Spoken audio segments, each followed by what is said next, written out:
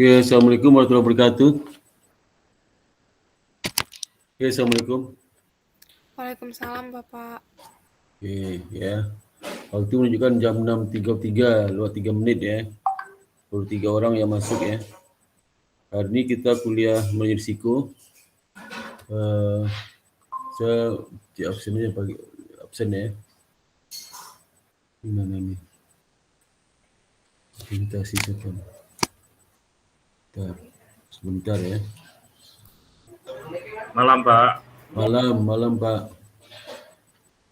Ya. Okey.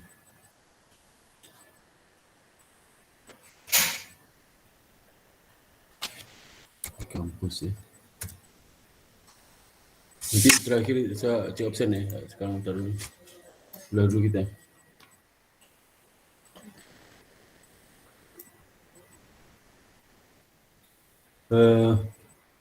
Dini Farisatun, tolong buka videonya. Dini Ya, sebentar, Pak. Farisatun. Kalau bisa saya masuk ruang join ini, buka aja videonya biar saya tahu ya. Ya, Pak. Dan si Tika Lestari ya. Ya, Pak. Ya. Dan Sulasmi.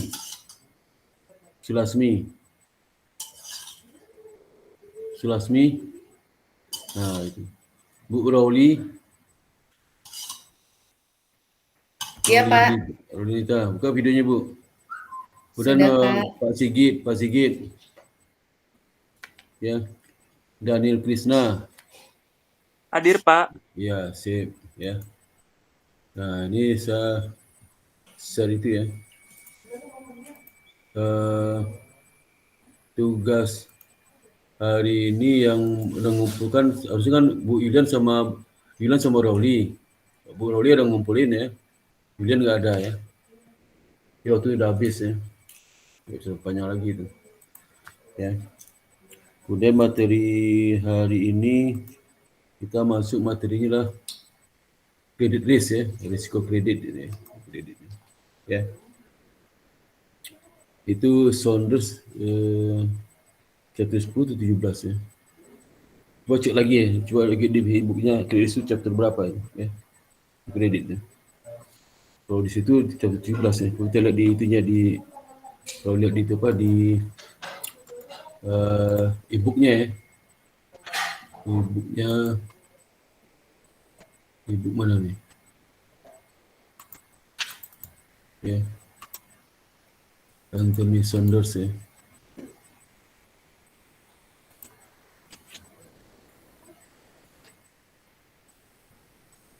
Itu Nusa kelihatan nggak ya? PowerPoint-nya kelihatan ya? PowerPoint-nya belum kelihatan, Pak. Ini kelihatan kan? Yang saya buka apa e-booknya. Share screen sekarang kelihatan, Pak. Iya. Saya buka ke e-booknya. Lihat chapter berapa sini? Di sini lupa saya.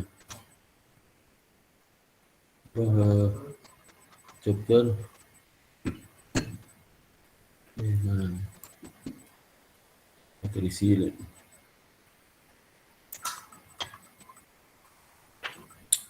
Perspektif.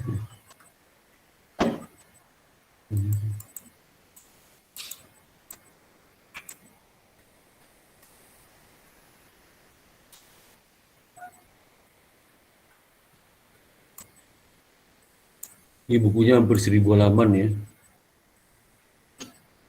Kalau ini chapter 1.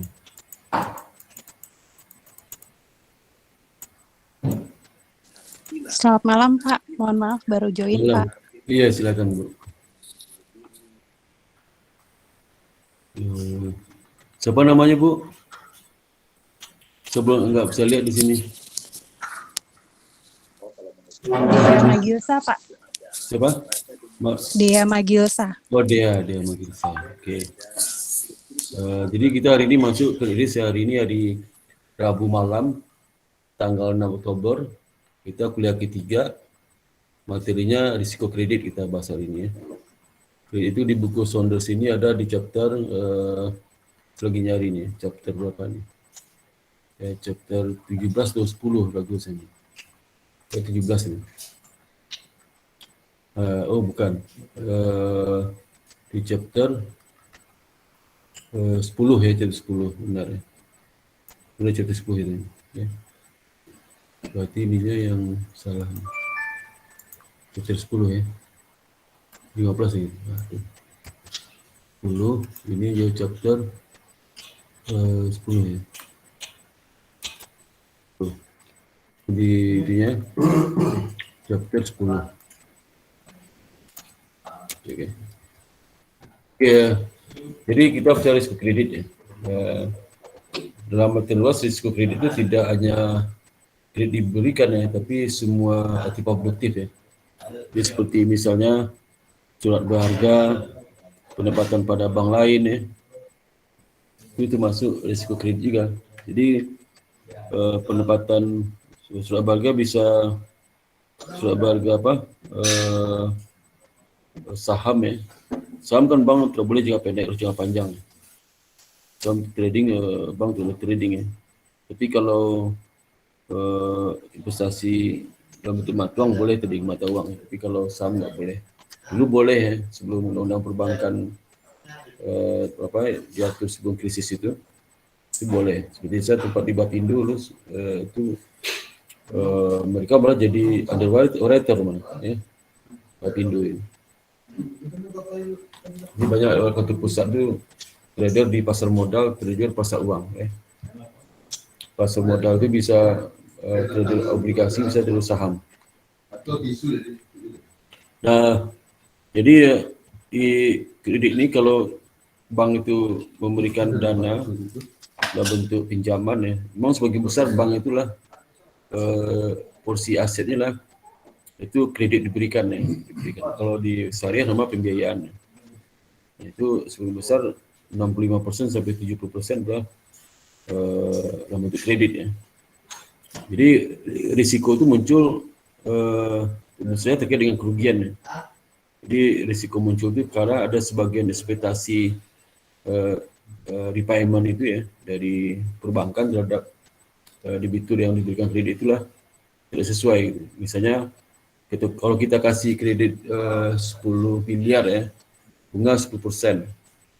Kalau jangka waktu 2 tahun kan, kalau bunga rata-rata sama ya, 10%. Jadi kalau 10 miliar, berarti kan 10 miliar dikali 10% berarti 1M kan bunganya. Jadi kalau 2 tahun berarti 2 miliar, berarti di akhir tahun kedua total penerimaan itu 12 miliar. Nah, tahun pertama 1M, tahun kedua 11M, karena kan pokoknya tempo di tahun kedua. Nah, 1M itu ekspektasi kalau dia terima 1M, tahun kedua 1M kan 12 miliar. Nah, ternyata terima cuma 11 miliar ya, 11 miliar. Ya, 1M lagi itu disebut dengan risiko kredit ya. Risiko tidak kembalinya dana, defaultnya adalah 1 juta ya. Itu. Okay. Jadi nanti kita akan jelaskan kualitas dan jenis loan ya. Dan ini saya tidak begitu dalam menjelaskan karena nanti ada di manajemen perbankan dia dibahas ya, kali ini ya. Dia menjelaskan perhitungan return on loan ya. Return on loan itu tidak hanya dari bunga kredit ya, juga banyak variabel yang bisa menambah return. Jadi return itu seluruh penerimaan diterima oleh bank dari kredit diberikan itu, mulai dari provisi ya, dari biaya administrasi lain ya, yang terima dari nasabah, dan juga manajemen fee ya, atau pelonggaran tarik ya. Nah, ini juga termasuk dalam sumber pendapatan ya, dan lain sebagainya ya.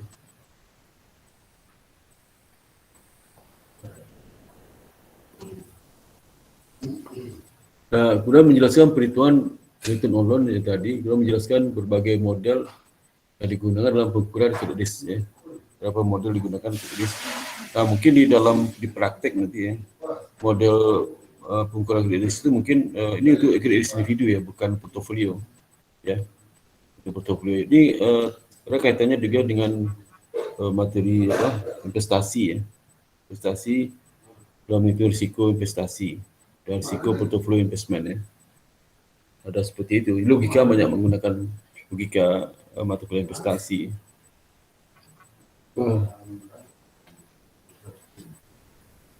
Jadi pertama kita lihat isi itu likuiditas jenis hutang, tingkat pengembalian hutang, ada berbagai model pengukuran default credit risk ya dari individual loan ya. Dan ada juga RAROC model ini digunakan untuk memperkirakan berapa risiko kredit itu ya. Yang pertama kita lihat kualitas dan jenis kredit ya. Jadi kualitas kredit yang buruk ya, tentu saja jika dengan NPL. Sebab kerja di bank sini lupa saya. Ada kerja di bank kan? Ada berapa orang kerja di bank? Coba Mbak, supaya kerja di bank sini ya. Coba kerja di bank. Halo?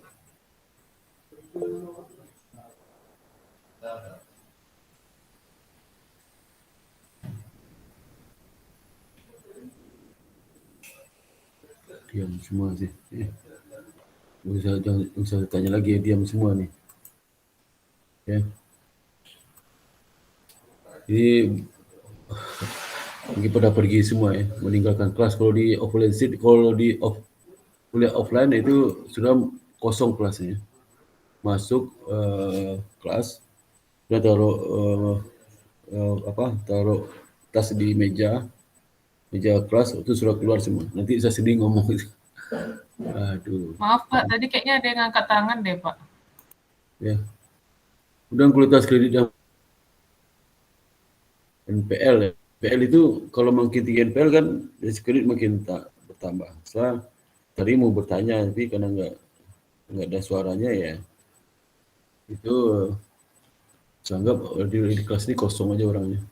Jadi dapat menimbulkan problem tersendiri bagi lembaga keuangan ya. Karena sumber pendapatan bank kan dari kredit diberikan itu kan. Jadi bisa menimbulkan nanti bank itu insolvent ya.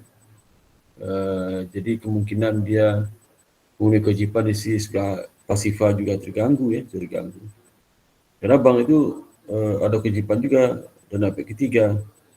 Nah, dalam kondisi ekonomi normal ya, di mana tingkat macet itu berkurang ya. Jadi NPL itu kayak hubungannya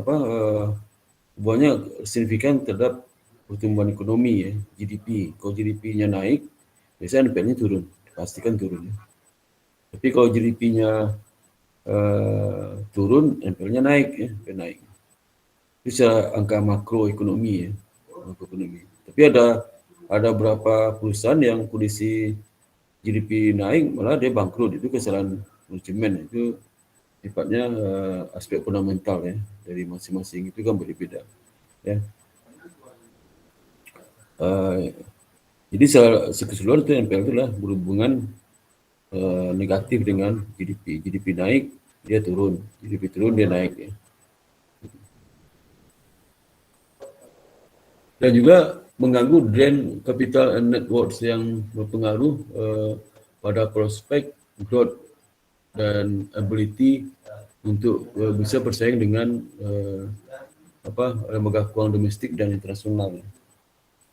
Ya, kenapa? Karena kalau dia perbankan itu di bank itu mengalami kredit macet banyak, otomatis kan beban itunya jadi tinggi, beban operasional jadi tinggi. Sehingga bunga yang diberikan kepada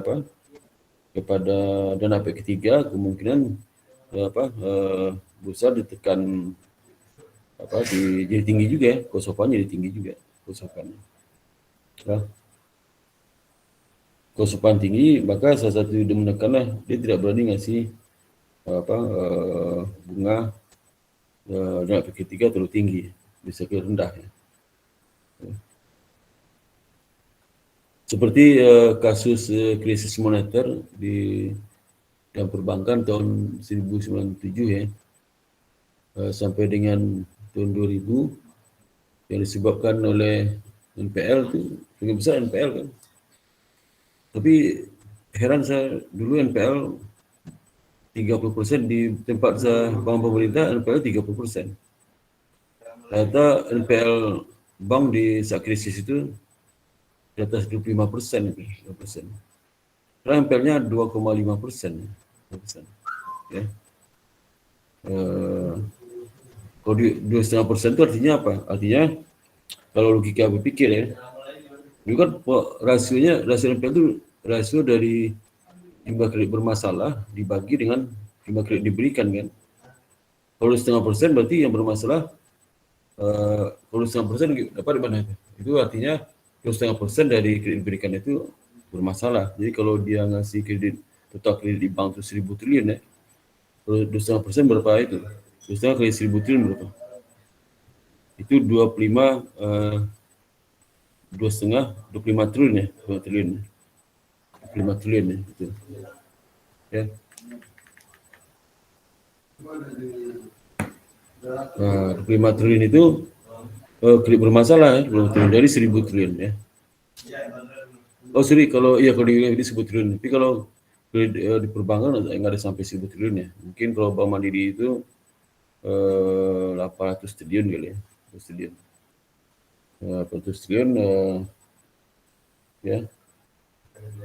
Nah kalau 2,5% dari 800 triliun berapa ini? Kalau 10% saja udah 10% berarti 80 triliun kan. Kalau bagi 4 berarti sekitar 20 triliun ya. 20 triliun dari diberikan di satu bank dengan diberikan 10 triliun adalah 20 triliun. Ya. Jadi cukup secara manajemen cukup banyak ya. Jadi macet sekitar 20 triliun ya. Kalau dia 2,5%. Nah, kalau 2,5% berarti yang betul-betul memberikan perawatan bunga kan sekitar itu 20 triliun dari 800 triliun. Jadi yang membayar bunga itulah 980 triliun ya. 980 triliun. Karena 20 triliun macet ya, kecil ya 20 triliun. 980 triliun itu adalah bisa memberikan. Kalau bunga kredit rata 10% aja, 10% dari 900 dari berapa? Dia 780 triliun. Berarti kan penghasilan bank itulah yaitu 10% dari 780 berarti 78 triliun ya. Pendapatan bunga. Itu 78 triliun itu artinya ya. Selama setahun ya, setahun. Itu termasuk kecil, bank itu marginnya kecil ya, kecil sekali. Jadi kurang beban bunga sama dapat laba bruto ya.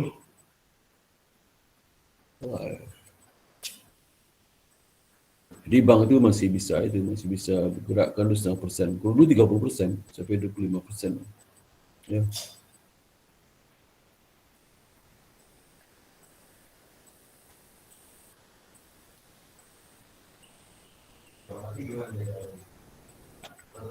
Nah, ada beberapa problem terkait dengan credit quality problem. Jadi selama awal hingga pertengahan tahun 1990-an peningkatan NPL bank-bank besar dan kualitas kreditnya secara keseluruhan ya. Itu luar biasa 90-an. Waktu itu saya masih 90-an itu saya kerja di bank itu 91 ya. 91. Pada saat itu macet luar biasa lah ya. Saya pernah ditempatkan di cabang di daerah ya. Itu macetnya 80%. Macet itu NPL 80%. Yang lancar cuman 20%. Ya. Bandingkan dengan sekarang NPL-nya 2,5%. Dan itu memang luar biasa. Dari berapa ratus miliar itu macetnya luar biasa. Mungkin misal 80% macetnya. Nah, dari macet itu 80% itu nggak bisa apain lagi itu sebagai besar kredit fiktif itu, ya kredit fiktif. Nah, itu saya waktu itu ditempatkan di situ. Nah, selama 2 tahun lebih saya situ saya hanya memberikan misalnya 2 kredit tambahan. masa agak observatif, tapi saya harus hati-hati ya. Hati sekali. Kalau sekarang itu bisa penjara itu. Lu masih dilindungi oleh bank. Banyak bank kolab karena klik macet. Dulu modus banyak itu macetnya. Jadi mulai dari official perbankan itu gampang disogok ya. Jadi itu gampang pula ya. Sehingga para debitur tu enggak takut enggak bayar pokok bunga ya. Enggak takut. Karena sudah kuasai, pejabat sudah kuasai. Ya. Keprihatinan akhir tahun 90-an atas pertumbuhan kredit mobil dan kartu kredit berkualitas rendah. Ini juga sempat kolab dia. Dan beberapa bank kartu kredit ya. Nah, jor-joran ya kartu kredit. Saya masih ingat dulu itu waktu 91 sampai 95 itu. Itu sebentar agen kartu kredit itu datang kantor. Biasanya mereka tahun pertama itu tidak ada iuran administrasi kartu kredit ya. Dia teman saya tu ada 5 ada 6 punya kartu kredit. Saya tetap bertahan pakai Citibank aja. Citibank. Ya. Sekarang masih ke Citibank sih. Ya. Pakai bank lain ya. Karena malas pindah-pindah itu. Ya. Citibank itu pun juga dia datang ke kantor marketingnya, bukan kartu kreditnya. Kalau kita pergi kantornya ya. Itu dulu kondisi tahun 90-an. Itu jor-joran itu. Maka banyak macet itu di perbankan, terutama bank swasta itu. Kalau kredit card itu banyak di bank swasta. Kalau bank swasta itu biasanya artinya enggak untuk pemberian kredit UKM dia enggak bisa ya, karena orang enggak mau ambil kredit ya. Kalau swasta yang asing semua asing ya. Dan artinya masalah Enron ini kan terkait dengan program ESOP kan, yang stock option diberikan kepada direksi. Nah, jadi mekanismenya di mana direksi itu bonusnya salah satulah dari harga saham.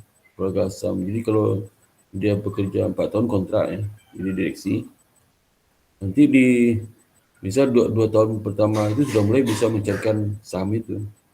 Jadi ESOP itulah direksi itu bisa membeli saham perusahaan seharga pasar sekarang ya, ke pasar sekarang atau lebih murah pasar sekarang.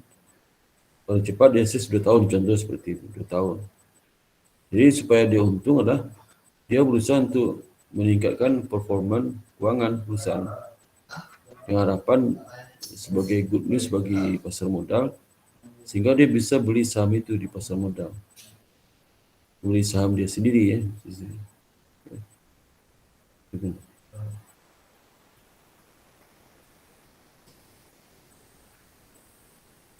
Nah, sehingga segala macam lah upaya dari direksi Enron itu bagaimana supaya harga sahamnya bisa naik ya, terutama di akhir tahun kedua ya, bisa contoh seperti itu.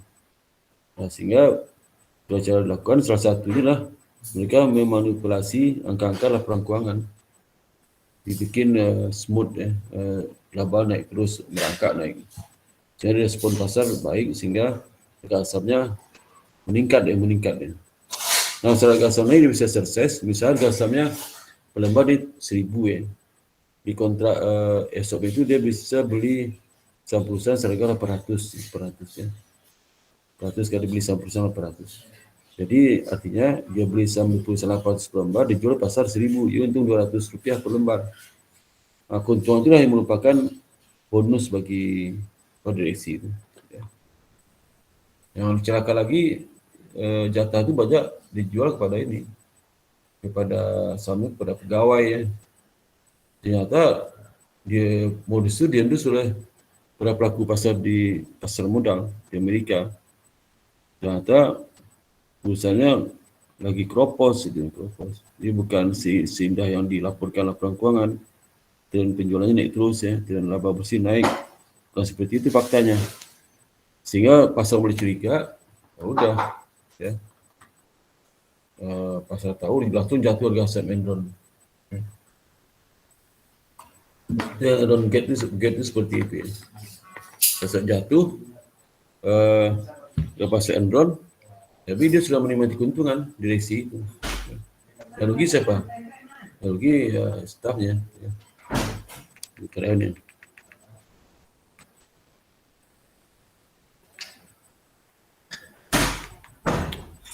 Kemudian akhir tahun 90-an dan awal tahun 2000 ya,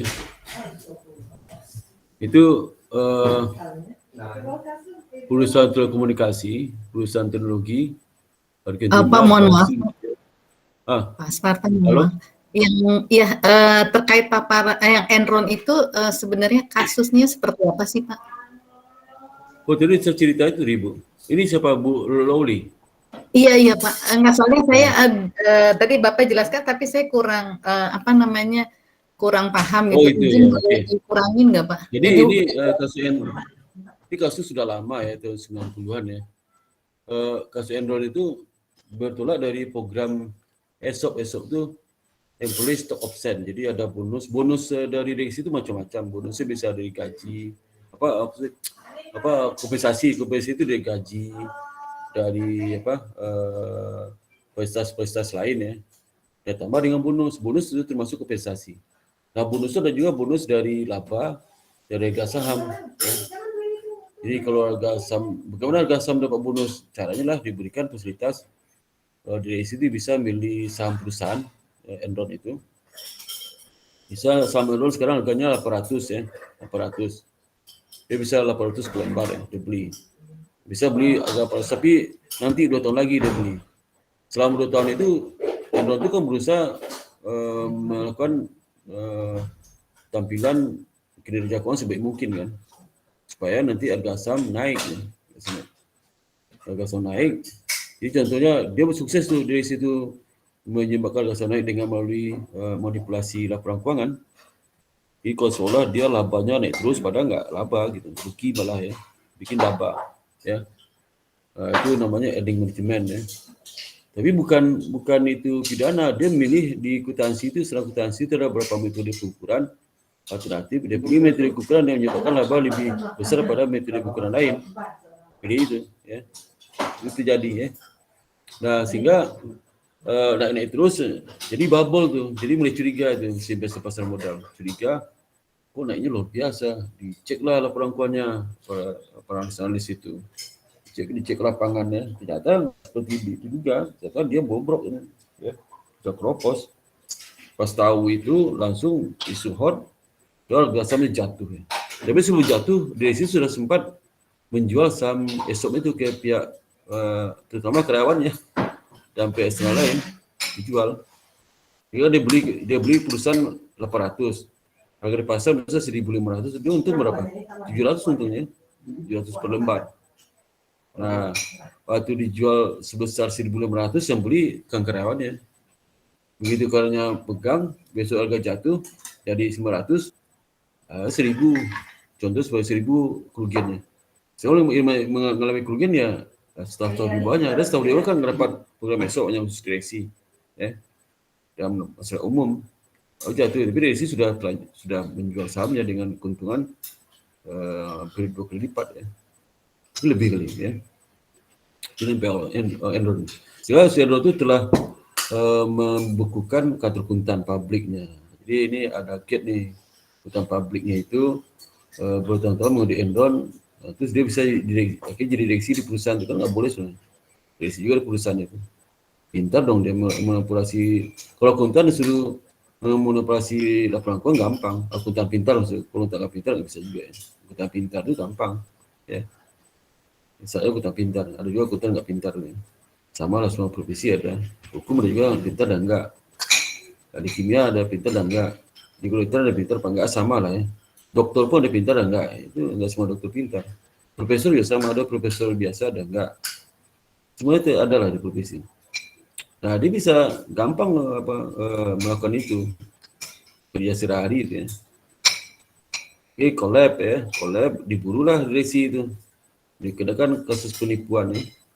Melakukan penipuan terhadap laporan keuangan. Kantor akuntan ini nggak bisa dipidana karena kenapa?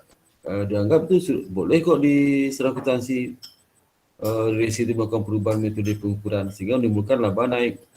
Dibolehkan, kan beda sama hukum pidana kan, undang-undang pidana itu adalah law kan, kalau serah akuntansi bukan law, konvensi. Jadi kalau perusahaan tidak terapkan, ya nggak ada sanksi hukum, nggak ada. Serah akuntansi yang tebal itu kan tebal sama kayak buku pidana gitu. Ya, undang-undang pidana, undang perdata. Itu nggak ada konstitusi apapun, tidak itu, nggak ada. Nah, juga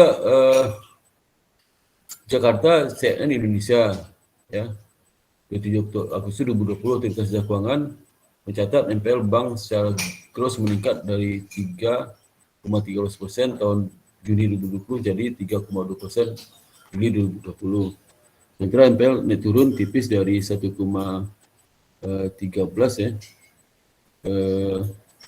ya, jadi 1,12% pada periode yang sama. Jadi risiko kredit baru terkait dengan jaminan pinjaman dan aktivitas operasi juga meningkat ya. Peningkatan pada evaluasi risiko kredit. Jadi sebenarnya bagaimana jalan keluar? Jalan keluar adalah bagaimana perbankan itu bisa menerapkan manajemen risiko dengan baik, evaluasi kredit, dievaluasi ya. Penyebabnya apa? Ya. Nah, itu karena kalau tahun 90 itu kadang krisis kan. Sama sekarang lah. Sekarang itu kan ada pandemik berdampak pada krisis ekonomi ya, ekonomi. Dia banyak industri yang bermasalah. Dia bisa naikkan kinerjanya ya, kinerja. Nah, itu terjadi sekarang itu ya. Nah, juga di OJK kan ada memberikan fasilitas apa? Restru kepada perbankan kan. Sehingga perbankan itu salah satunya adalah dia tidak meningkatkan itu NPL-nya lebih stabil. Lebih stabil ya. Itu. Jika kesannya walaupun kredit macet bertambah, NPL nggak begitu bertambah. Tapi tetapi secara nasional NPL 2020 itu dibandingkan 2019 itu naik itu NPL-nya. Masalah dari 2,1% menjadi 3,1%, 3,16% naik itu NPL. Perbankan 2020 ini 2019 naik ya. Itu waktu itu sudah keluar restru itu. Restru itu kepada debitur yang tadinya debitur baik ya, lancar berkredit. Tahu di pandemi langsung macet karena itu tidak diberikan kepada debitur sudah macet sebelumnya, nggak boleh restru ya. Misalnya debitur sebelumnya itu sudah macet sebelum pandemi. Nah saat pandemi mereka bisa restru itu nggak boleh. Nah itu jika kawan sekarang mengawasi itu, masih banyak perbankan yang merestru juga kredit yang nakal itu ya, nggak boleh itu ya. Jadi kalau nakal itu tetap NPL-nya harus tetap seperti biasa, nggak boleh turunkan NPL-nya ya. Itu terjadi sekarang. Sama untuk krisis itu juga sama. Krisis itu kan kita melakukan restrukturisasi kredit ya. Tahun 2098 ya. 1998 sampai 1999 kita restrukturisasi kredit ya. Kredit itu diberikan kepada perusahaan sehat selama ini karena ada krisis jatuh ya. Diberikan restrukturisasi kredit dalam bentuk keringanan bunga, denda dihapus ya. Kemudian kredit diperpanjang, kemudian juga ada reconditioning di mana perjanjian ini beringan ya, itu dia bisa bangkit lagi, itu tambahan modal kerja dan sebagainya. Ya. Nah ternyata itu digunakan juga untuk kredit nakal ya, nakal juga dapat juga fasilitas. Itu jadi juga sekarang itu seperti itu. Ya. Sekarang. Jadi dalam pengertian kredit seperti kita ketahui ya, Undang-Undang Nomor 7 Tahun 92 dengan Undang-Undang Nomor 10 Tahun 99. Kredit itu adalah penyediaan uang atau tagihan yang dapat dipersamakan dengan tersebut ya.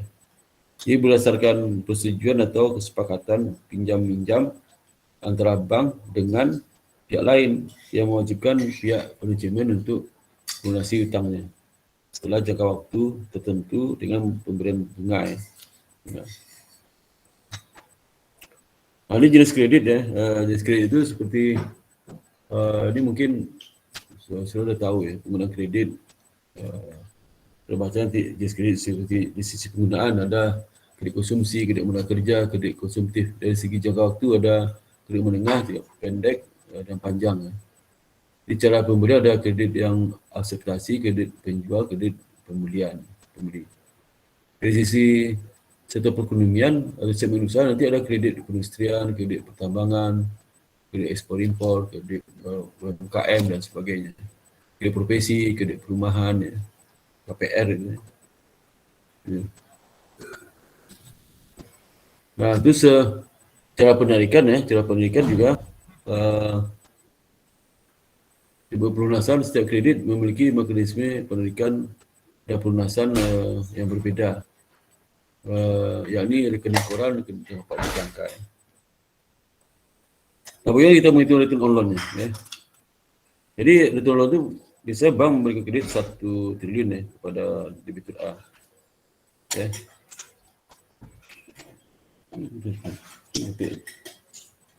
Oke.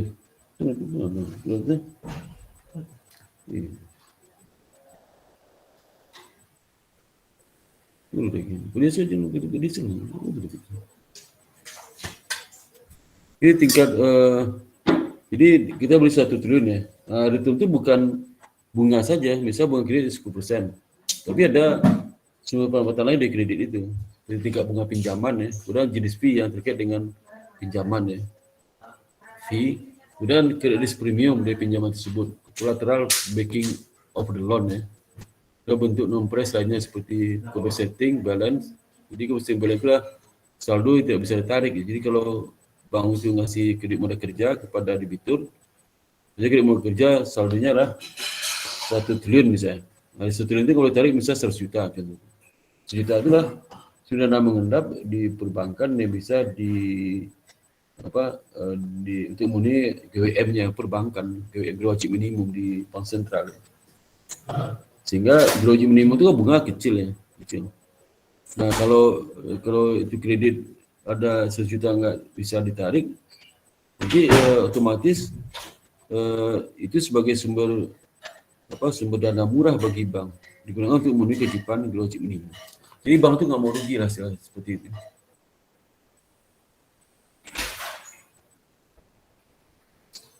Lalu ada penentuan interest rate. Jadi bagaimana kita menentukan interest rate dari data yang ada? Bisa base lending rate 12% ya, base rate.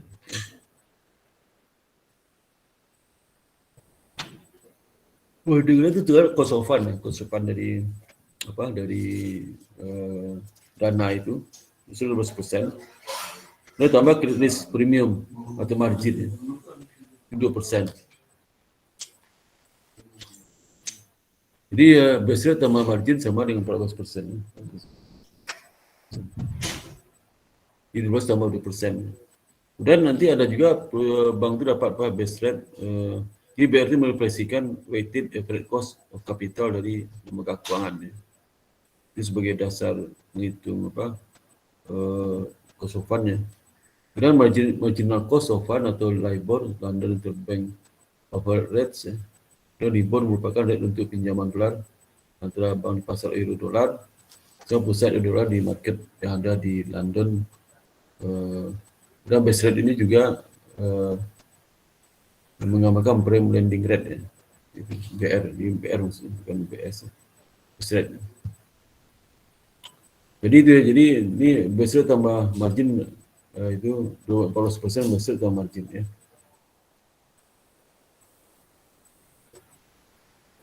Jadi ada 3 kategori fee base terkait dengan loan itu. Ini kan loan yang dari base rate tambah penentuan interest rate dari pinjaman itu ya. Dan ada kategori fee pertama fee base yang terkait dengan proses pinjaman, provisi, sebenarnya provisi kredit ya. Jadi kalau disetujui debitur dikenakan provisi kredit ya. Sekian persen dari pokok pinjaman ya. Jadi presentasi kecil ya. Kalau di 1.000 triliun bisa miliaran juga itu. Dan compensating balance recruitment itu B, simbolnya B. 10B.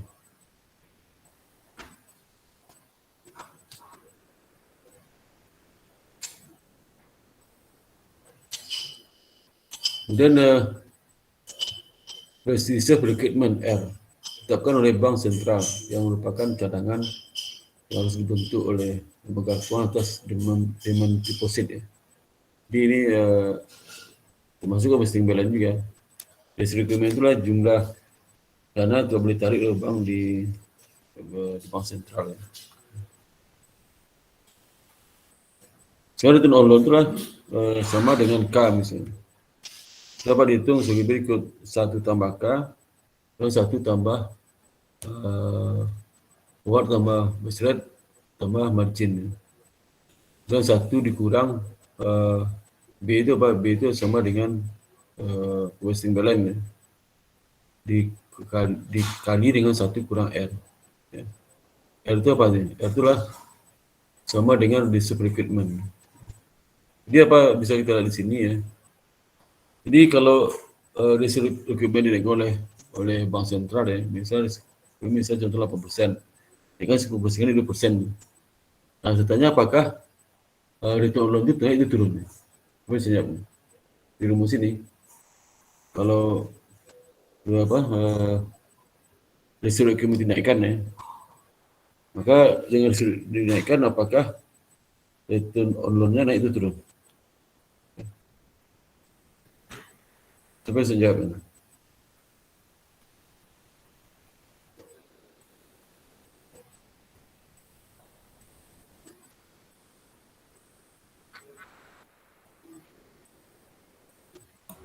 Pak, mohon maaf Pak, bisa diulangi sekali lagi nggak Pak? Apa? Misalnya, lihat rumus kelihatan nggak, Pak? Kelihatan kita rumus nggak? Ini 1 tambah K itu return on loan ya. Rumus sama dengan 1 tambah P base. F itu P base ya. Di kan itu P base terkait dengan loan ya. Ya. Itu seperti polisi kredit ya, itu F ya. Gitu. Ya. Nah, kemudian ditambah base rate dikali tambah margin ya. Dibagi 1 tambah B itu capacity balance, itu reserve requirement. GWM ya. Dekat GWM berapa? Itu pembagi. Pertanyaan saya, kalau growth minimum itu dinaikkan oleh Bank Sentral dari 8 menjadi 10% contohnya. Kira-kira return on loan-nya naik itu turun bagi perbankan. Di rumus ini. Naik enggak?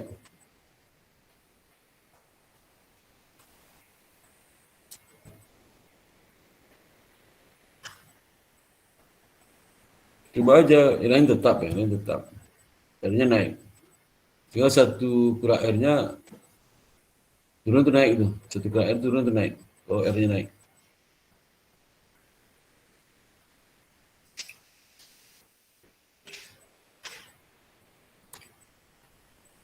Seterusnya, di bila nilai F dan B masing-masingnya sama dengan 0, maka K-nya 1 tambah K sama dengan 1 tambah base rate tambah margin. Jadi K itu sama dengan K itu sama dengan ini apa? Return-nya, return 1 tambah loan itu 1 tambah K ya, tambah K. K itu return-nya. Jadi return-nya 1 ditambah base rate tambah margin dikurang 1 berarti. Dan 1. Ya.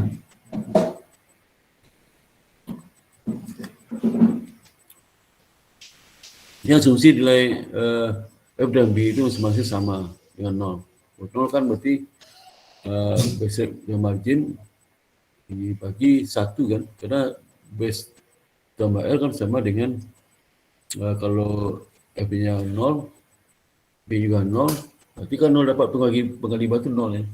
Dia bagi 1, sehingga dapatlah BR tambah margin.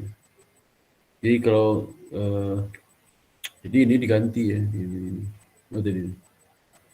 Nah, ini kan jadi 1 tambah BR margin kita ini udah ini 0 bagi 1 kan BR tambah M.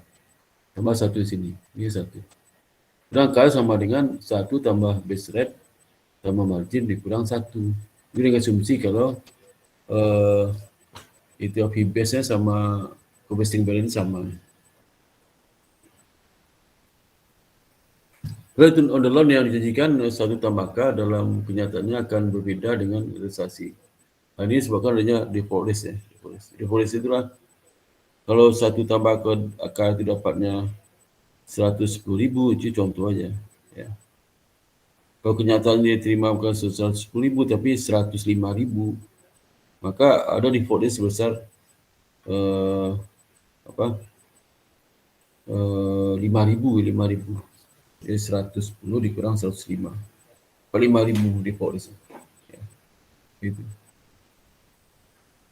Nah, ekspektasi return on loan, expected rate adalah sama dengan expected return ditambah P kali 1 tambah K. P itulah probability. Probability kemungkinan 1 tambah K itu semua repayment. Ya.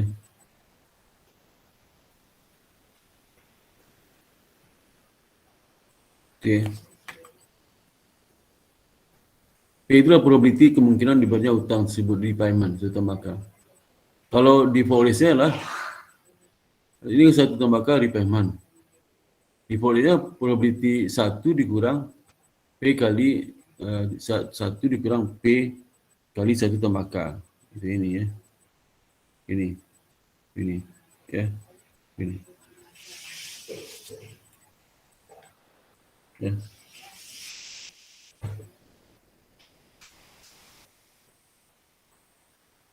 Jadi 1 kurang P itu menggambarkan default risk ya, 1 kurang P.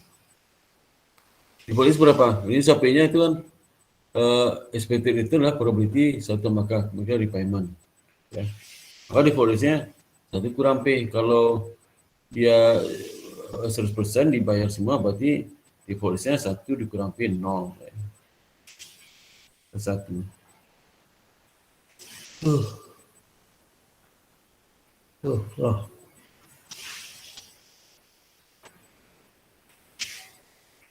Contoh perhitungan return on loan ya.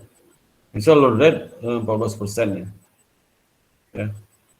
Base rate 12%. Kemudian margin 2%. Ya, beban fee misalnya atas loan itu 0,125%. Visi kredit dari pinjaman. Compensating balance requirement bisa 10%. Reserve requirement adalah 10%. Sebenarnya ini kan B. Requirement L.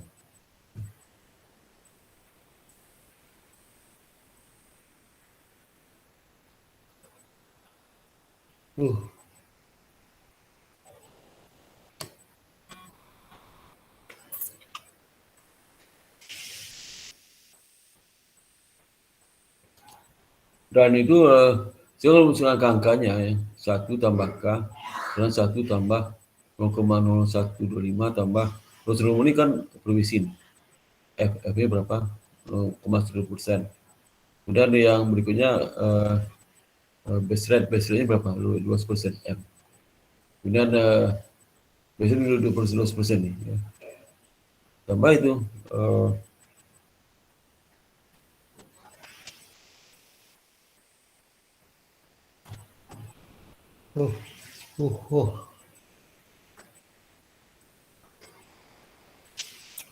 Jadi kita lihat ya, sehingga K-nya itu 15,50%. Sekarang bunga berapa? Bunga kan cuma 14%. Jadi kalau bank itu mengatakan pendapatan kita, misalnya suku bunganya 14% ya.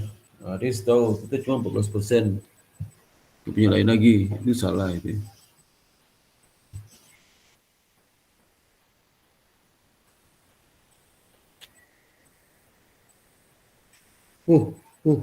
Wah, ngantuk saya. Jadi pagi banyak rapat semua ngajar nih. Di berbagai model pengukuran default ini pertama menggunakan qualitative model, yang kedua menggunakan credit scoring model. Ini kalau yang tradisional ya, yang lama. Di quantitative model itu biasanya model yang digunakan dalam mengukur default risk melalui informasi kualitatif, jadi tidak terukur. Ini yang sering serahkan dulu atau di Bapindo ya. Itu analisis permohonan debitur untuk pinjam dana.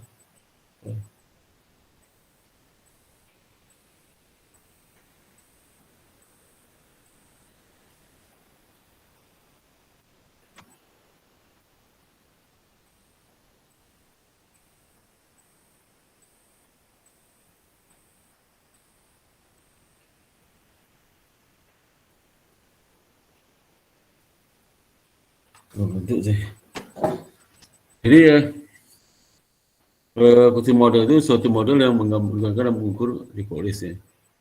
Ini seperti yang saya lakukan dulu, misalnya informasi pribadi dari peminjam ya, melalui file kredit dan deposit. Jadi dikira-kira aja. Ini berisiko ya, berapa risiko itu nggak bisa diukur. Kemudian juga memberi informasi dari pihak eksternal seperti kredit rating ya. Mendapatkan informasi bank dari bank sentral dan bank komersial ya. Kemudian lainnya. Informasi ini dapat dibagi dua, yaitu faktor yang terkait dengan peminjam, borrower specify ya. Dan kedua, faktor yang berkait dengan pasar market spesifik. Ya.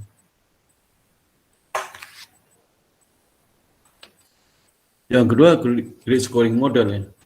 Model itu juga biasa kalau di kami itu biasa digunakan untuk kredit UKM ya. Kalau di besar nggak bisa scoring itu ya. Karena kredit besar itu dianalisis satu.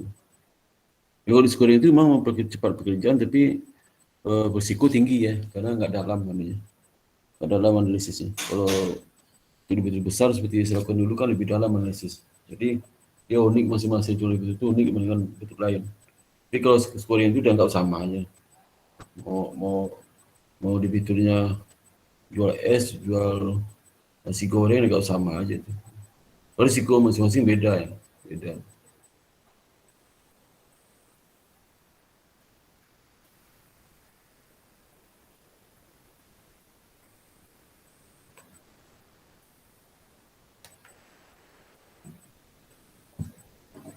Jadi model ini merupakan kualitatif yang digunakan lembaga keuangan untuk melihat karakteristik peminjam untuk menghitung skor yang mencerminkan probability default dari peminjam. Disajikan per kelompok berdasarkan tingkat default risk. Jadi ada bobot yang dengan prioritas. Saya juga pernah memberikan pelatihan mengukur credit scoring pada PPR ya, karena cocok untuk perusahaan-perusahaan menengah ke bawah ya, kedua.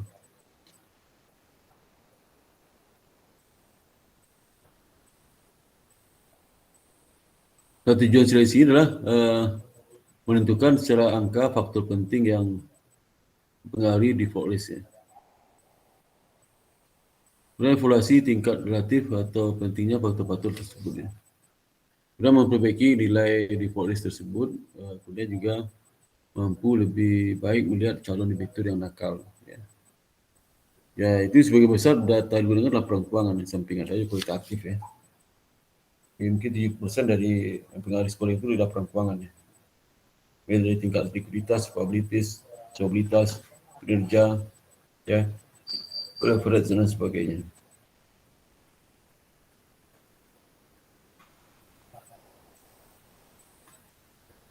Kalau tadi lebih ringan, kalau menggunakan kualitatif model itu lebih bias. Ya. Jadi ada dua jenis utama di credit scoring model. Ini banyak sih di praktik itu macam-macam ya. Tapi kalau logika berpikir sama dengan ini probability model atau logic model, linear discriminant analysis model.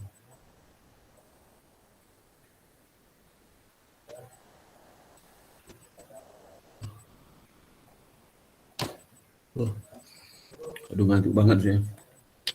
Linear probability model dan logic model. Kita lihat salah satu. Linear probability model dan logic model itu, model ini dapat memproyeksikan nilai ekspektasi probability default bila pinjaman diberikan.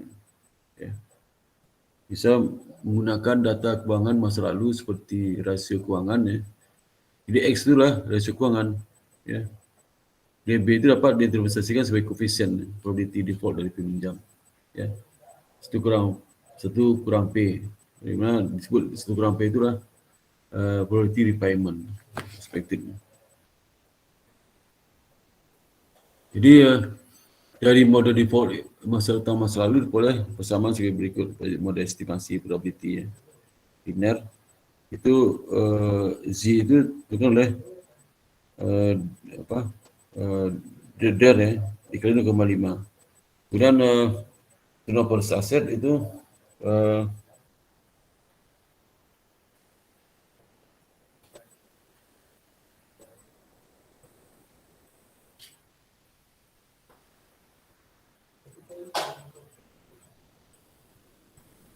jadi contoh seperti ini.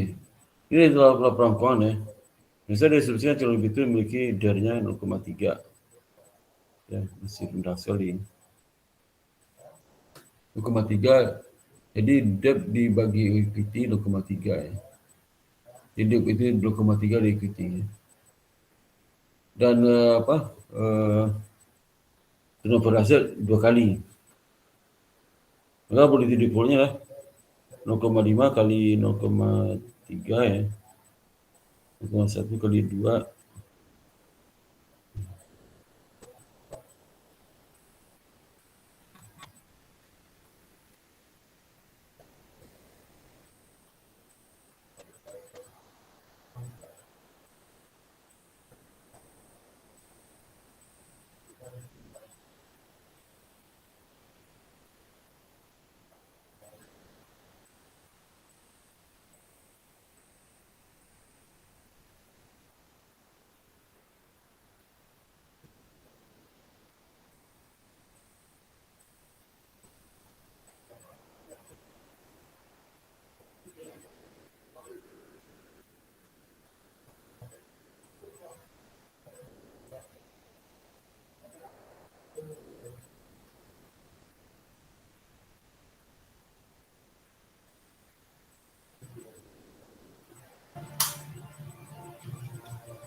Kalau maaf ya ketiduran saya. Jadi ya, karena sudah enggak komen jangan ngantuk saya. Tanya diam aja, ngantuk juga saya. Jadi ya default utang masa lalu diperoleh linear probability model estimasi misalnya Z-nya 0,5 bagi der-nya ya, leader 0,1 kali turnover asset. Turnover assetnya itu dimasukin, dapat Z-nya lah 0,35 ya. Kemudian linear discriminant model ya. Model. Ya. Itu contohnya lah Cari apa nih? Oh, yang itu, yang simpan di kulkas. jadi ya Oh iya. Dia di jadi linear discriminant model dikembangkan oleh Alman ya. Jadi ini hasil dari penelitiannya seprodik keluar dan itu angka koefisiennya bisa berbeda. Ini mungkin dikeluarkan sesuai dengan isi bukunya. Kalau di isi buku 2019 berarti ini publikasi 2019. Itu jangan 2018, maksudnya 2019 di buku itu ya. Hasil risetnya itu. Jadi Z itu menggambarkan skor tingkat kebangkrutan ya, tingkat gagal bayar. Itu ada 5 variabel mempengaruhi. Variabel pertama adalah working capital dibagi total asset to ratio, mempengaruhi tingkat kebangkrutan, kemungkinan gagal bayar itu. Yang kedua variabelnya adalah total earning dibagi total asset ratio. Jadi working capital bagi total asset ratio itu sama dengan turnover modal kerja gitu. Turnover modal kerja atau working capital mengenai porsi itu semua persentase modal kerja di total aset gitu. Kalau makin tinggi berarti makin bagus nih, makin bagus karena koefisiennya kan X1 itu positif 1,2 koefisien parameternya. Dan X2 retained earning. Jadi kalau retained earning bagi total aset itu makin tinggi, menaikkan skor Z ya, skor Z naik. Earning X3 earning before interest and tax total asset rasio ya. Ini dengan ini dia seperti novel ya. Kalau novel aset kan sales dibagi atau aset, ini kan baginya earning before interest and tax dan income. Dan yang variable yang keempat itu market value of equity dibagi book value of long term debt ratio. Dapatnya sales total asset ratio.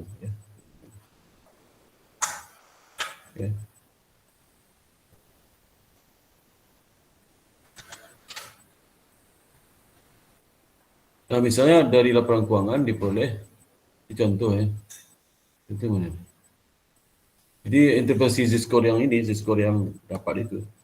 Kalau angkanya di atas 1,81, maka peminjam itu termasuk lower default risk. Jadi potensi default itu rendah. Jadi maka di angka ini kalau semakin tinggi, kalau naikkan Z-nya, mungkin tingkat probability defaultnya akan turun ya. Tidak aja working capital, returning, earning before kan kalau naik kan makin bagus. Apalagi sales total aset, never aset itu makin bagus.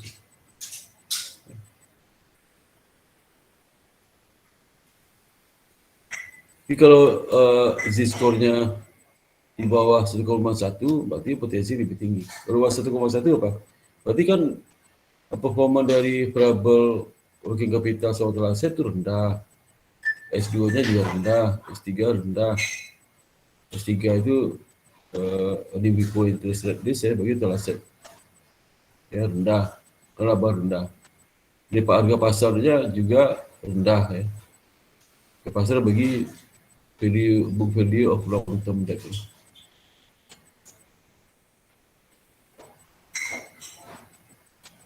Ini contoh misalnya contoh ya.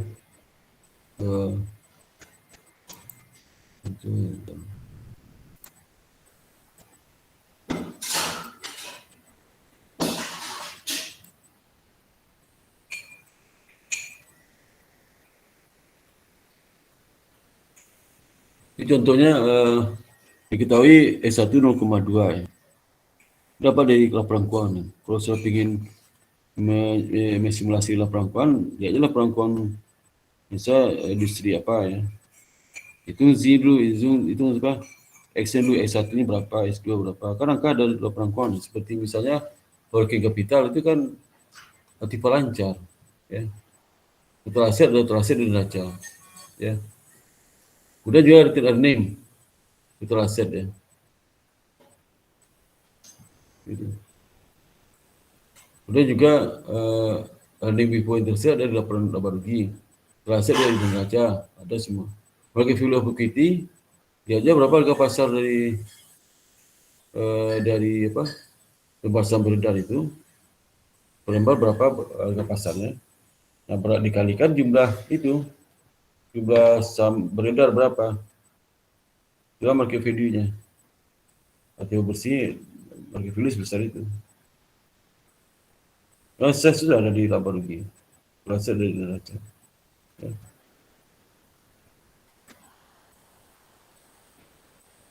Dari sini bisa dapat angka berapa? Dimasukin gitu. Diskon dimasukin dapat 1,8. Berarti di bawah 1,81 kan. 1. Ini. Bawah 1,81 berarti dia potensi default risk ya. Tulisan itu. Itu kalau pakai scoring ya. Pakai score. Okay. Bisa nggak kita menambah? Bisa. Tapi kalau menentukan berapa koefisiennya, di-set dulu di data historis ya. Kalau bersama regresi.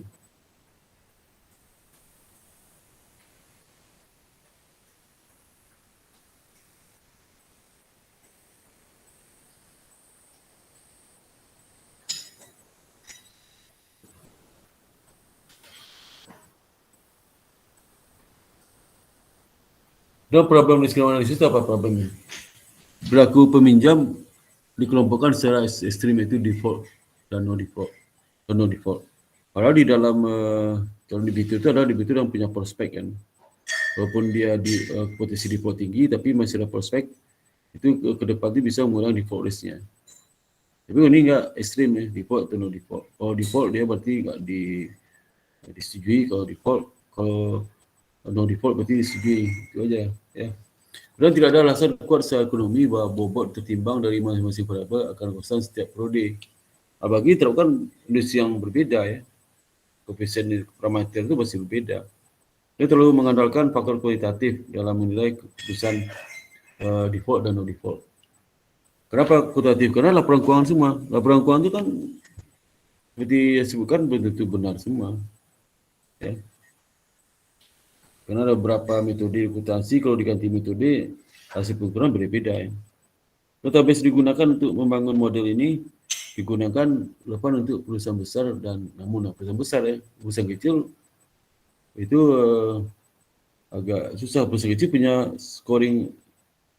credit scoring beda lagi ya, lebih banyak komponennya.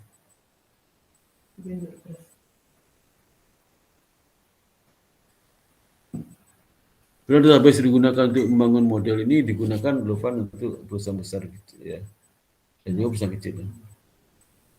Nah, berapa tadi model menentukan default list ya, Krimacet dengan model konservatif ya. Sekarang model baru ya, itu ada 3 model ya. Mortality rate approach, itu Rarok model, yang ketiga option model. Option model nanti soalnya di bab terakhir sini. Tapi saya rasa option model kita nggak ribet ya. Harus pakai statistik juga. Probability data panjang urusannya. Ya. Nanti sudah belajar di buku keuangan internasional ada ya option model itu. Buku keuangan internasional atau investasi keuangan internasional. Atau dalam buku itu international accounting juga ada ya. Tapi kalau mau lebih lengkap perhitungannya itu buku itu keuangan international finance ya, situ. Saya selalu pernah ngajar international finance itu. Kita lihat mortality rate ya. Ini mortality rate inilah berasal dari pendekatan term structure dari tingkat bunga. Jadi lembaga keuangan dapat menganalisis default risk dari pengalaman masa lalu ya, itu historis. Itu semua mortality rate. So, mortality rate ini ya, sama juga konsep NPL sebenarnya. Jadi rumusnya lah mortality rate dari bond atau loan ya. Bila P-nya probability survive dari bond loan pada tahun pertama, sehingga 1 kurang P adalah marginal mortality rate. Ya. Jadi tidak aja total value bond yang default dalam tahun pertama berapa, yang real ya. Sama MPL itu baginya kan jumlah kredit bermasalah, dibagi jumlah kredit diberikan. Iya sama nih jumlah kalau dia investasi obligasi berapa jumlah obligasi yang default berapa. Ditambah dengan total nilai obligasi yang outstanding.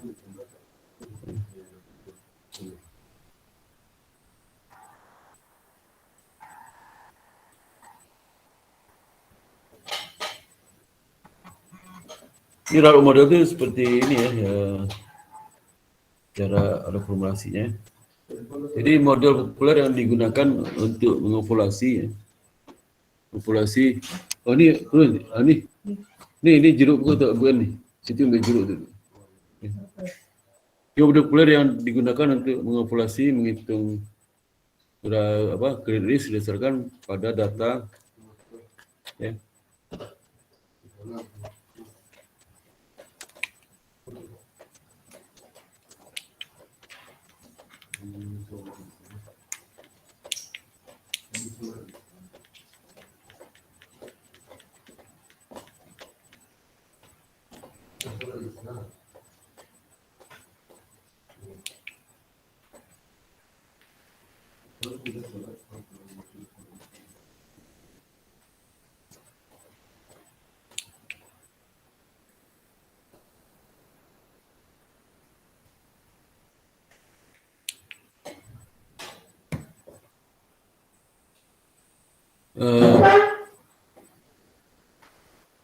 Ini yang menggunakan utama ini bank trust ya. Diikuti oleh ini bank ini diikuti di Bank tahun 1998 ya. Nah, formula seperti ini. Rarok Seperti 1 year's income on loan ya. Loan as risk of capital at least ya. Jadi ya berapa income dari loan itu setahun, nanti dibagi loan yang berisiko ya, atau capital at risk ya, modal berisiko ya, berapa itu. Nah, setelah disetujui bila ROC relatif lebih tinggi dibandingkan ROE. Jadi kalau ROC dari calon debitur itu 10% ya, tapi ROE-nya 12%, dari bank 12%, berarti nggak terima. Tapi kalau ROE-nya di bawah ROC itu pasti diterima usulan permohonan kreditnya ya. Ini tentu saja alatnya nggak digunakan satu aja, banyak sekali.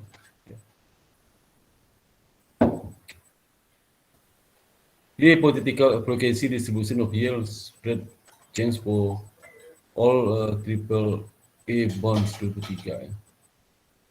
Di sini ada tingkat triple A bond dari area sini ya. Jadi Z itu 1,% ya. 3,4%. Ini hasil perubahan dan seterusnya. Ini kan distribusi datanya. Data itu paling banyak di rata-rata 0 itu rata-rata ismin ya. Ya. Contoh RAROC contohnya.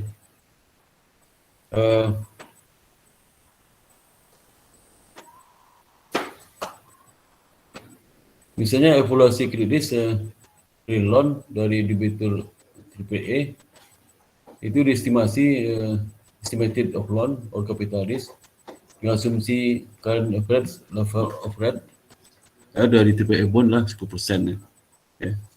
Durasi 2,7, nominal pinjaman 1 juta. Risk premium pada kondisi 1% dari pinjaman yang diberikan 1,1%. Dia gambar sebelumnya itu ya. Sehingga delta itulah penurunan nilai dari loan itu. Jadi kalau penurunan nilai loan itu min D, durasi berapa itu? Durasi diketahui berapa? Durasi 2,7, berarti min 2,7 dikali saldo loannya berapa? 1 juta ya. Dikali perubahan suku bunga kan berubah dari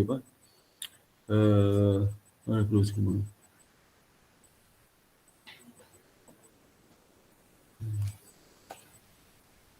Jadi area itu 1,1% ya. Perubahan suku bunganya 0,011. Kenapa? Karena ada risk premium pada kondisi 1% dari pinjaman diberikan adalah 1,1%. Ya. Itu. 1,1% kan sama dengan 0,011 ya. Jadi tinggal perubahannya 0,011 dibagi 1 bagi 1. 1 adalah pokok 1 tambah bunga 10% ya. Itu artinya.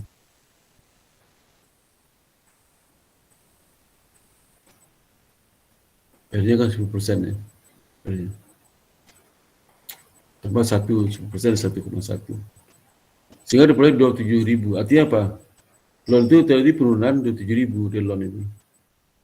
Karena ada tanda minus kan, ini nggak dikasih tanda minus ya. Yang minus ini, ini berarti artinya turun dia, turun sebesar 27.000 ya. Ya. Nah penurunan 27.000 itu, saya bisa kita lihat, sekarang nominal loan 1 juta ya, dengan this amount atau perubahan dalam nilai pasar akan menurunkan kualitas kredit sebesar 27.000. Sehingga saldo dari kredit dari 1 juta turun 27 berapa? Jadi 973 ya. Ya. Untuk menentukan apakah loan memberikan nilai, maka estimasi loan risk dibandingkan untuk loan income spread di atas cost of fund plus fee and the loan ya. Gitu.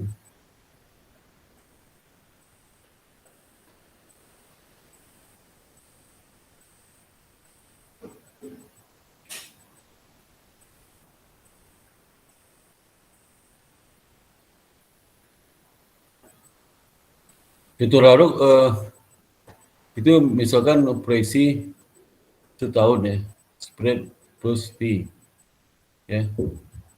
Spreadnya 2,2% dikali sejuta, dapat di 2.000 kan. Nah, fee-nya 0,1% dikali sejuta kan loan, pokok loannya ya. Sehingga spread ditambah fee itu kan sama dengan 1 years income on loan ya. Jadi 3.000 dibagi dengan risiko kapitalis, karena risiko kredit itu nanti kapital risiko modal akan turun ya, karena nilai turun sebelah kiri di aset 27.000, maka modal jadi turun, maka risiko rodis sama juga atau kapitalis ya, jadi penurunan liabilities itu dapatnya 11,1%. Jadi kalau angka ROE ini dibandingkan dengan proyeksi income tahun depan dan tahun sebelumnya, jika ROE ini di atas ROE perbankan itu, maka perbankan itu 10%. ROE dari calon debitur itu 11%, 11,1 berarti diterima. Cara menghitung ROE adalah perubahan loan dalam ROE karena bisa juga ROE itu kan 1 years income per dollar loan and expected default rate kali proportion of loan loss of default ya. Jadi misalkan expected income per $1 dipinjamlah 0,3 sen ya, atau 0,03. Kemudian 9% historic rate kasus ekstrim default rate bagi debitur atau pinjam jadi sinilah 4%. Yang proporsi pinjaman dolar tipe ini yang tidak dapat ditangkap kembali adalah 80%. Sehingga ROE-nya adalah 0,03 ya.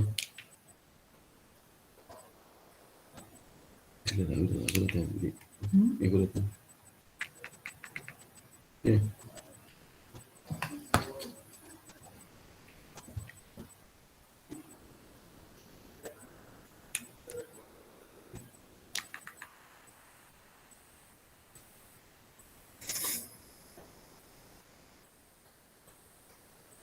Aduh lagi.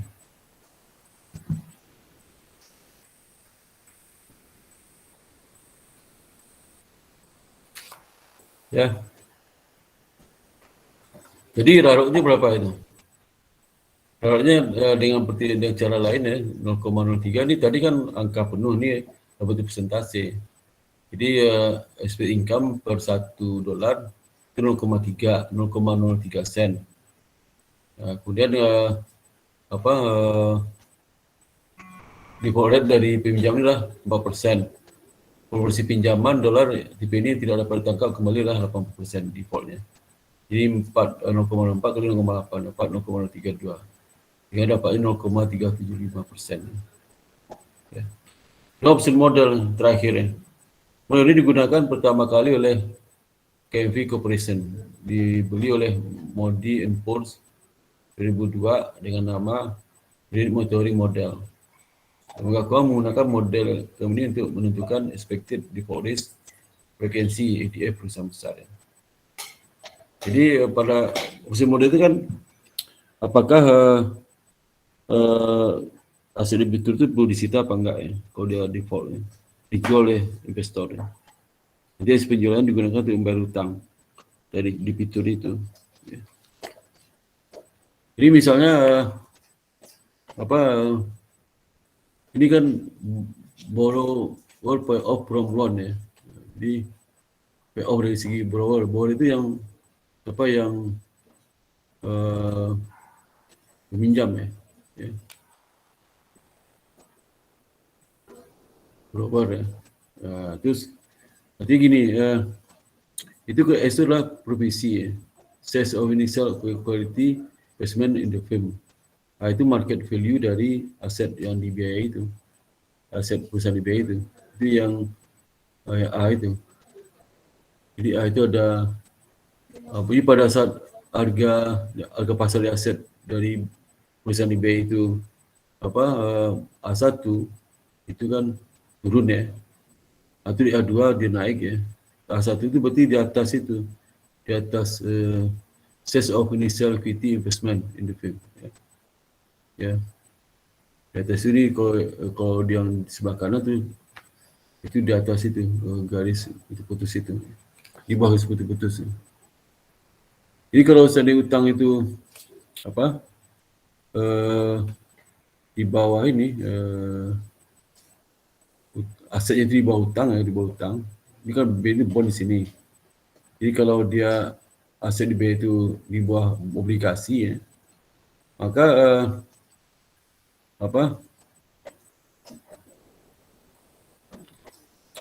debitur itu kan rugi dalam bayar itu kan, bayar provisi ya.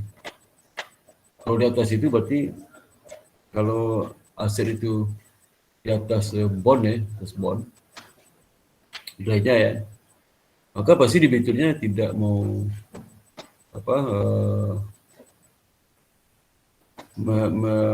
mendefaultkan diri itu, atau dimacetkan, nggak mungkin karena asetnya berharga.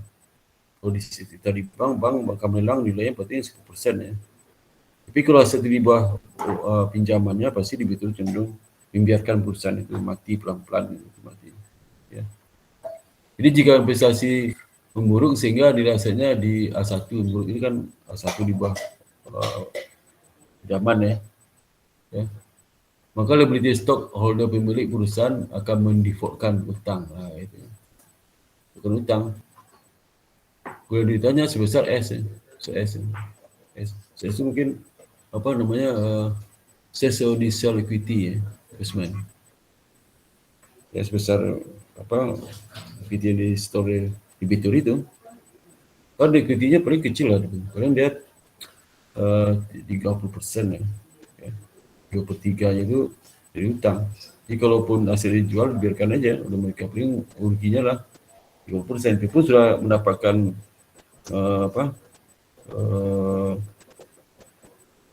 ngemplang apa itu, mengombosi perusahaan itu, membeli perusahaan itu, ya. Where is the pay off from loan ya? Jadi gimana? Ini 41 ya. Ya, kondisi perusahaan membaik, nilai aset perusahaan kan di atas bond ya, A2 ya asetnya. Ya. Maka seorder perusahaan akan membayar hutangnya perusahaan sebesar OB. OB itu ini ya, dari ini diutang kan B ini bayar semua. Kenapa? Kalau dia mendefaultkan diri dia rugi karena aset perusahaan itu bernilai. Jadi dia tidak mau membangkrutkan perusahaan, dia meninggal memacetkan diri, nggak mau nih ya. Ini kondisi better off bagi stakeholder perusahaan. Ini boleh menghadapi risk of loss terbatas pada S ya, S saja. Ini pada S ini. Ini ya. Sedangkan kalau seandainya dia tidak memacetkan diri, sehingga keuntungannya kan tidak terhingga. Tapi kalau dia memacetkan diri kan sebatas biaya mungkin biaya ini ya, biaya provisi dan sebagainya ya. Ini boleh menghadapi risk of loss terbatas pada SAP akan memperoleh potensi return tidak terbatas. Nah, ini analog dengan 12% on the asset of the firm. Ini dari segi debt holder ya, jadi pemegang hutang itu, from loan itu, tadi itu. Jadi kalau seandainya aset di bawah utang ya, dia akan mengalami keuntungan dari debt holder ya, pemegang hutang itu, sampai naik batas tertentu ya. Dan setelah aset naik dia nggak ada apa-apa, dia di pemegang hutang nih, hutang di bank ya, pembiayanya. Jadi kalau asetnya naik dia nggak ada apa-apa karena kan terbatas pada fixed income kan, bisa bunga aja. Tapi kalau dari segi pemilik, kalau dia naik, dia dapat keuntungan tak terhingga, seterusnya aja. Di bank terbatas. Jadi jumlah maksimum yang diterima lembaga keuangan di order adalah B ini maksimum terima B, ya. Itu janji besar. Jadi boleh diharapkan opsi default atau repayment secara nasional akan bayar pinjaman hanya jika A di atas B. Ya. Jadi kalau pinjaman itu kalau nilai aset yang dia itu di atas bond, dia cenderung tidak mematikan diri lah. Dia akan setia bayar. Ya. Nah, itu dapat sampaikan dari di sini malam ini, maka saya ngantuk banget nih. Aduh ya. Nah, udah malam, saya dari pagi saya banyak banget kerjaan. Ya. Oke, ada pertanyaan sampai sini. Ya. Nupiti boleh join ya. Aduh, Nupiti boleh join. Pas mau sesi kuliah boleh join ya. Ya.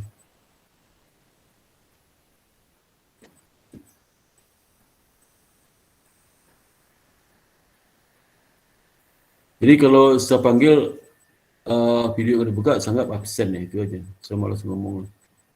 Saya panggil Doni, terus walaupun suaranya ada, tapi video yang dibuka sangat absen karena sama saya absen di kelas. Saya absen, Doni, suaranya kedengaran, orangnya nggak ada, kehantu jin itu, berarti sangat absen deh. Absen ya. Misal saya panggil Tini. Tasnya ada, orang nggak ada, tapi suaranya ada. Nah, itu kan gaib juga itu, menjadikan juga ruang kelas penuh horor gitu ya. Ini juga sama nih. Kalau saya panggil, video nggak dibuka, suaranya kedengaran, berarti kelas horor ya, horor. Jadi nggak sangat absen. Karena saya pengen paling tidak ada videonya lah ya. Ini sama di kelas saya ngajar di kelas kosong, ya ada kelas mahasiswa, dan sudah mahasiswa kedengaran kalau saya panggil, tiba orangnya nggak ada. Itu kalau kuliah malam ini ngeri juga dari kampus, ngeri mending saya lari di kelas itu ya, takut sih itu. Ya. Oke ya. Ini diam semua nih, tutup semua nih.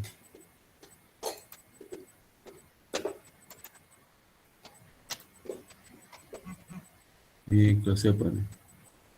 Nanti risiko ini. Iya. Di kuliah ketiga ya, ketiga.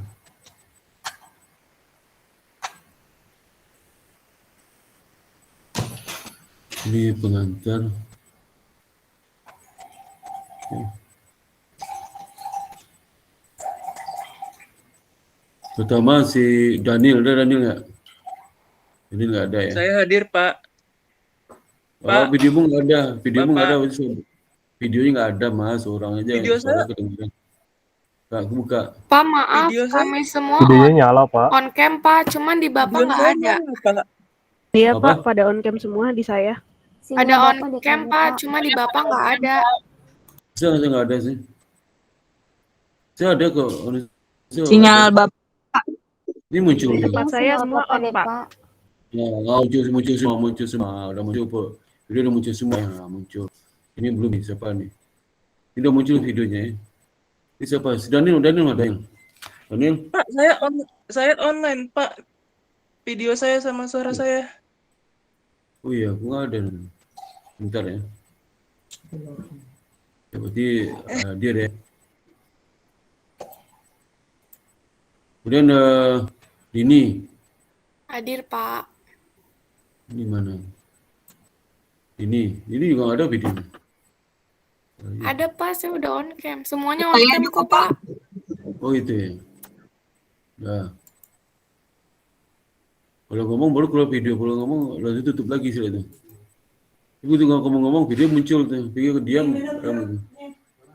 Ibnu mana Ibnu? Hadir Pak. Ibnu. Hadir Pak. Nah, minuman. Hadir ya. Tunggu. Kasih madu lebah dulu. Kasih madu lebah. Hana. Hana mana Hana? Hadir Pak. Hana hadir. Hadir Pak. Iya Hana. Hana hadir ya. Hadir Pak. Dari Ustadz. Kemudian Nikomang. Komang mana? Pak. Saya, Pak. Saya on cam, Pak. Nikomang hadir ya. Ini kok udah ditulis hadir di sini. Mana tuh? Masuk di mana sih? Pak. Oleh kan oleh di kampus. Ya. Iya, di kampus udah bisa absen online, terus kita langsung otomatis terisi hadir, Pak. Kemudian si Wanda, harus saya cek nih, jangan bisa absen langsung pergi. Ya. Saya Pak. Itu 3. Jadi dia baru masuk tu. Saya buka dia baru masuk. Yang berikutnya si Sugeng mana Sugeng? Sugeng Riyadi mana? Hadir Pak, hadir. Hadir. Hadir Pak. Kemudian Amar. Hadir, Amar, Pak. Amar. Hadir. Amar mana? Hadir, Pak. Udah. Enggak, Maisnya tuh ngecek hadiran. Kemudian si Velia. Hadir Velia Pak, mana? saya Pak. Hadir. Wah, video buka. Oh, ada videonya. Di saya udah kebuka Pak. Oh iya, tapi saya belum buka. Kamu udah kau buka, saya belum buka ini. Iya, Gimana sinyal sih? Bapak. Iya sinyal saya. Coba tanya yang lain aja. Sinyal gimana? Sinyal saya kuat kok. Wifi saya lagi buka TV YouTube tuh. Di saya kelihatan Pak untuk si Velia Di Pak. saya buka kok Pak Velia. Priska mana Priska? Ada Pak, saya Priska? Pak. Ada. Saya Pak. Ya. Kemudian si apa? Nurul Fitri Anggraini. Mana Nurul Fitri Anggraini? Enggak ada. Ini dia bikin ada tuh. Kirinya nih. Ini ada nih. Kemudian Rafli mana? Rafli. Ada Pak, hadir Pak. Kemudian si Hadir Pak. Sulasmi. Hadir. Sulasmi hadir Hah? Pak. Hadir. Roli. Hadir Pak. Hadir. Rajin nanya nih. Nanya terus Bu Roli ya. Bu Roli Pak. harus rajin nanya. Rajin nanya. Pengen aku jadi kuburan. Ini kelas gak kuburan. Saya ngajar mayat deh. Itu ngajar mayat. Ada suaranya. Oh, hadir ya Pak. Dia apa? Dia mana? Hadir Pak, hadir. Nah, dia. Hadir Bapak Nurul Pak. hadir ya, Pak? Dulu mana? Dulu mana tuh? Dia.